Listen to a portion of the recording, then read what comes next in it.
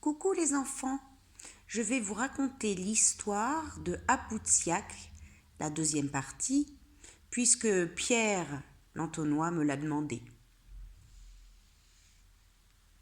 À 20 ans, Petit Flocon de Neige était déjà un homme, un vrai, avec une femme qu'il aimait bien et un bébé qu'on avait appelé Apoutsiagaïk, le tout petit flocon de neige. De ses mains, il avait construit un oumniak, si grand que toute sa famille pouvait y prendre place.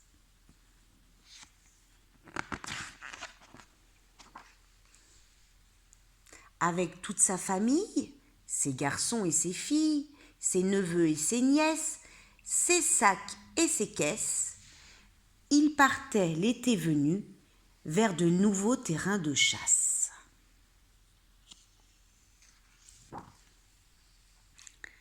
Apoutsiak était un fameux chasseur. Son kayak était le plus beau, ses harpons les plus solides, ses chiens les plus rapides. Et quand le soir venait, bien fatigué, il s'endormait et rêvait de chasse à l'ours blanc, évidemment.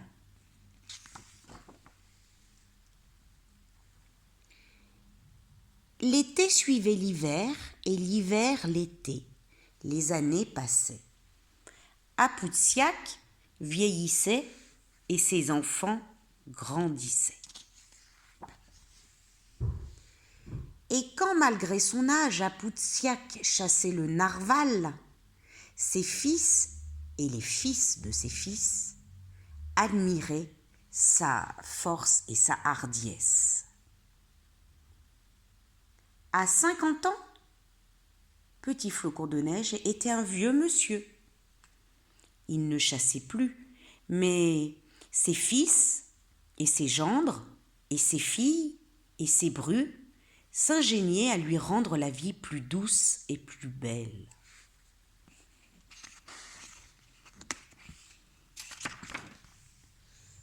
Un soir, il s'endormit en souriant, comme chaque soir, en souriant à rien.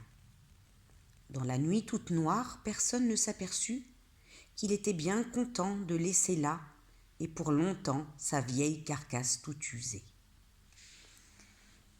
Et ses fossettes et son sourire, et plein d'étoiles dans les yeux, il partit au paradis.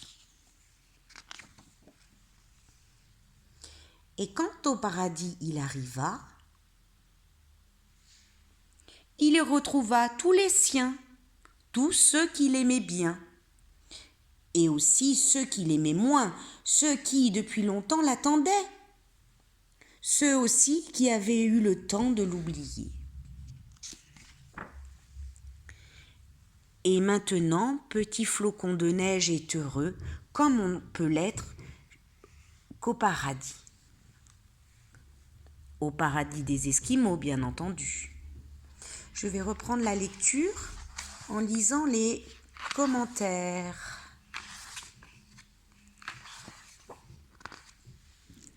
Alors, là, le bébé est assis dans l'herbe, car il y a de l'herbe au Groenland en été, quand la neige a fondu. Tu peux voir qu'il y pousse aussi des pissenlits. Tu peux voir des petits tas de baies noires. Ce sont des myrtilles. Dans le ciel passe un vol de gros oiseaux qu'on appelle les éders. C'est avec le duvet d'éders que l'on fait des éderdons, autrement dit édredons. Sur la hutte, il y a un traîneau. Et sur le traîneau, un chien. Sur les rochers, tu vois le kayak d'Apoutsiak et aussi des peaux de phoque roulées et des perches qui servent à construire la tente pour l'été. Apoutsiak est en train de ranger les avirons dans l'oumniak. L'oumniak est un grand bateau dont la membrure est en bois et la coque en peau de phoque. Tu vois que le phoque, ça sert à beaucoup de choses chez les Esquimaux. Et les voici tous dans l'Oumiac, prêts à partir. Tout le monde est content. L'hiver est fini. Il n'y a plus de glace sur la mer. Le beau voyage d'été commence. Mais comme Apoutsiak ne sait pas encore exactement où il construira sa nouvelle maison pour l'hiver prochain, il emmène dans son Oumiac tout ce qui lui appartient. Tout à fait à gauche, en bas du dessin, à l'arrière de l'Oumiac, un des frères d'Apoutsiak tient le gouvernail. Il s'appuie contre un rouleau de peau de phoque qu'Apoutsiak ira échanger au comptoir danois contre des chandails de laine, du tissu, du riz, du sucre. À l'autre bout de l'Oumiac, il y a des peaux de phoque qui formeront la tente quand Apoutsiak décidera de s'établir pour quelques jours. Et lorsque la nuit vient au cours de route, on vide l'Oumiac et tout son contenu, on le retourne et il sert d'abri. À travers les peaux qui forment l'Oumiac, vois-tu la lumière de la lampe à huile et l'ombre de la femme d'Apoutsiak?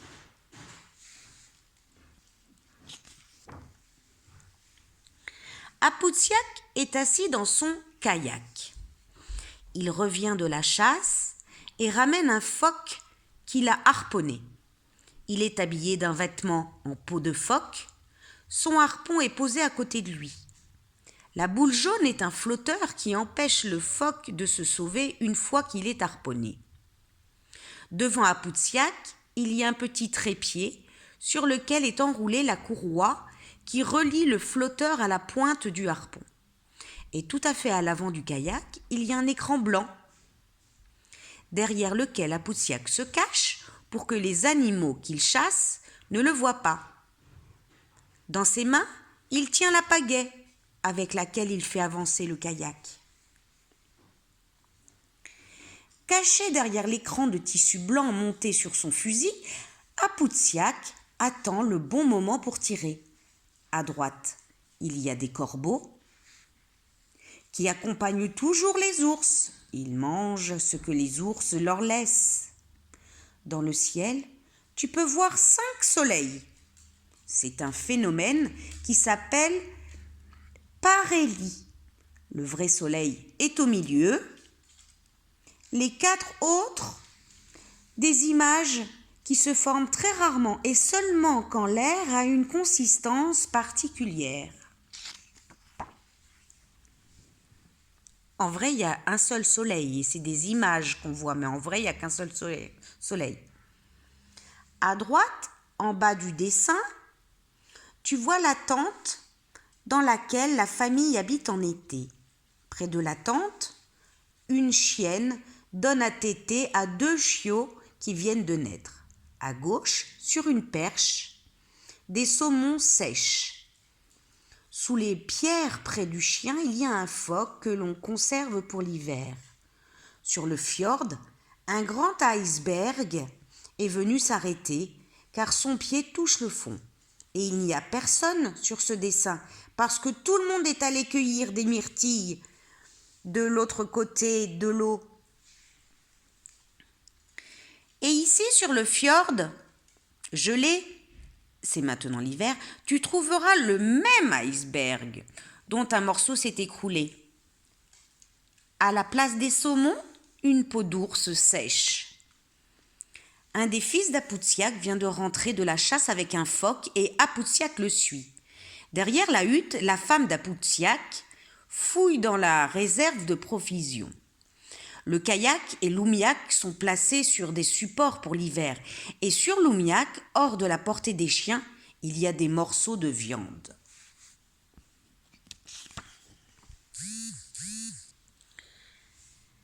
La chasse au nerval est dangereuse.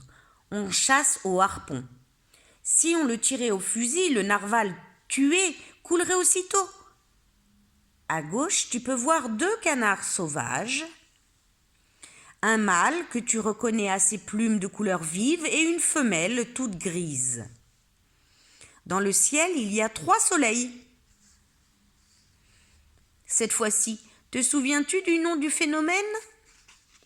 Alors, je vais vous le redire parce que moi-même, je ne connaissais pas ce phénomène.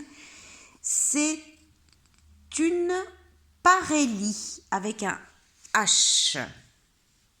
Parélie pour les parents. Je ne connaissais pas.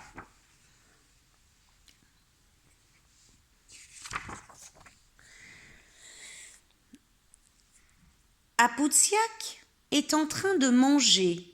Une de ses filles fouille dans la bassine suspendue à une poutre de bois. C'est dans cette bassine que cuit une viande.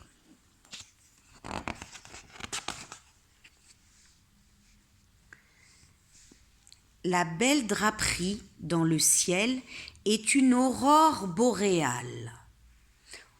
Aurore, c'est le même mot que le prénom de Aurore qui s'occupe de vous à l'école. Une aurore boréale, on va travailler dessus, on va en voir, on va en fabriquer. Alors je reprends. La belle draperie dans le ciel est une aurore boréale.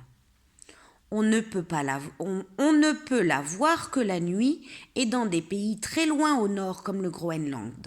C'est magnifique. Tu sais, chaque fois qu'on en voit une, on reste tout étonné. Comme toi, quand tu as vu un arc-en-ciel pour la première fois.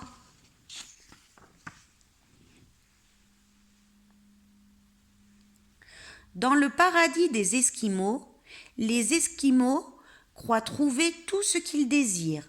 Toujours du beau temps, des tentes confortables et surtout des phoques, des morses, des ours qui se promènent partout comme des amis. Eux qui sont si difficiles à chasser d'habitude. Et voilà, c'est terminé. J'espère que... C'était un peu long, hein, mais j'espère que ça vous a plu. Et puis, je vous fais de gros bisous et je vous lirai encore 1 ou 2 albums. Gros bisous, à bientôt les enfants.